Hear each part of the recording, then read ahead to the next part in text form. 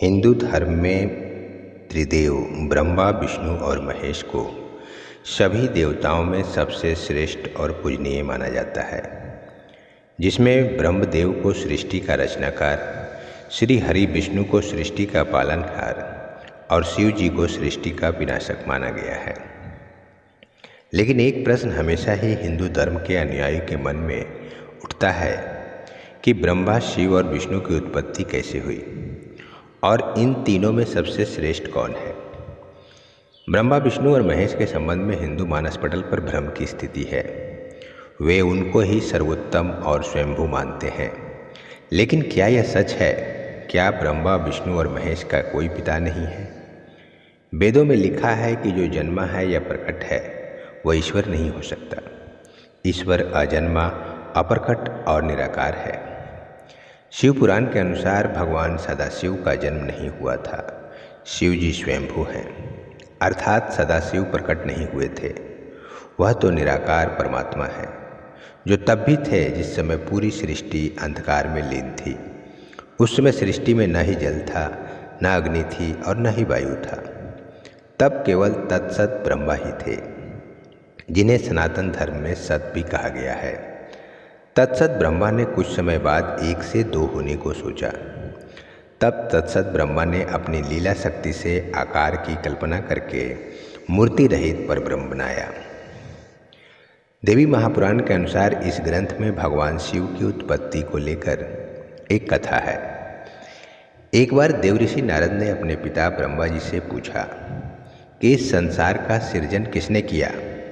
आपका भगवान विष्णु तथा भगवान शिव का जन्म कैसे हुआ है? आपके माता और पिता कौन हैं? नारद जी की जिज्ञासा को शांत करने के लिए ब्रह्मा जी ने त्रिदेवों की कथा सुनाई। इसके बाद उन्होंने बताया कि भगवान सदाशिव आदि ब्रह्मा हैं, वह ईश्वर हैं। परम ब्रह्मा सदाशिव ने अपने शरीर से आदि शक्ति का सृजन किया। देवी आदि शक्ति ही पार्वती हैं, वह प्रकृति हैं, महामाया हैं, बुद्धित्व और विवेक की जननी तथा विकार रहित हैं। भगवान सदाशिव तथा आदिशक्ति के योग से ही ब्रह्मा, विष्णु और महेश की उत्पत्ति हुई। सबसे पहले ब्रह्मरूपी सदाशिव और अंबिका से ब्रह्मा, विष्णु और महेश की उत्पत्ति हुई।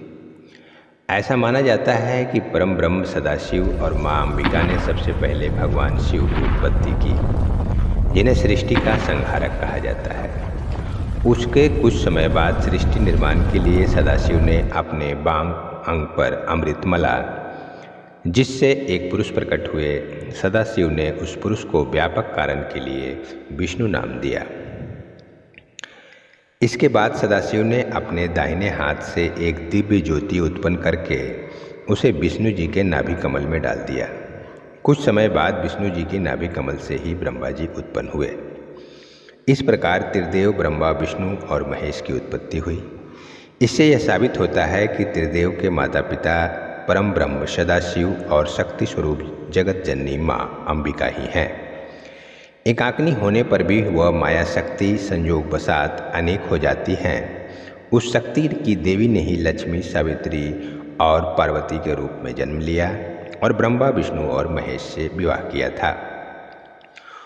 उस काल रूपी ब्रह्मा सदाशिव ने एक ही समय में शक्ति के साथ शिवलोक नामक क्षेत्र का निर्माण किया था। उस उत्तम क्षेत्र को काशी कहते हैं। वह मोक्ष का स्थान है। यहाँ शक्ति और शिव अर्थात काल रूपी ब्रह्म सदाशिव और दुर्गा यहाँ पति पत्नी के रूप में निवास करते हैं। काल रूपी सदाशिव कहते हैं कि मैंने पूर्व काल में अपने स्वरूप भूत मंत्र का उपदेश किया है, जो ओंकार के रूप में प्रसिद्ध है, क्योंकि सबसे पहले मेरे मुख से ओंकार अर्थात ओम प्रकट हुआ। ओंकार वाचक है, मैं वाच्य हूँ और यह मेरा मंत्र स्वरूप ही है और यह मैं ही हूँ। प्रतिदिन ओंकार का स्मरण करने से ही मेरा सदा स्मरण होता है।